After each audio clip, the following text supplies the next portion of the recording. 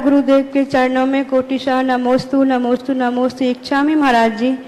महाराज जी जब प्रतिदिन करते हैं तो उसमें सामायिक दंडक और चतुर्विंशति स्तवन सिर्फ एक बार पढ़ते हैं, और वही प्रतिक्रमण चतुर्दशी को पाक्षिक करते हैं तो उसके बाद 4 बार क्यों पढ़ा जाता?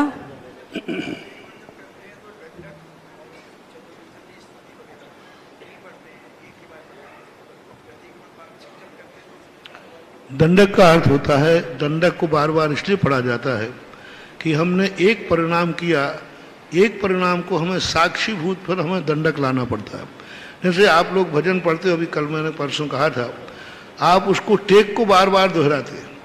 पूरा भजन पढ़ेंगे, कुछ टेक होती है जिस टेक को हर 2-3 लाइनों के बाद पुनः पढ़ते हैं। इसी प्रकार ये दंडक होते हैं, क्योंकि प्रतिक्रमण के 4 भाग होते हैं। आलोचना, आलोचना के बाद होता है भक्ति, भक्ति के बाद होता है प्रतिक्रमण, प्रतिक्रमण के बाद उसकी समाधि भक्ति आदि। तो इनके परिवर्तन के लिए हम दंडक को ये मान के पढ़ते हैं कि अब मेरा एक कार्य हो गया, अब मैं दूसरा कार्य साक्षी पूर्वक करना चाहता हूँ। इसलिए दंडक बार बार पढ़ने में कोई आपत्ति नहीं है। प्रतिदिन में इसलिए कर लेते हैं कि समय के अभाव के कारण से कम कर लेते हैं, बाकी समय है तो प्रतिदिन भी दंडक पढ़ सकते हैं। नमोस्तु महाराज जी, नमोस्तु।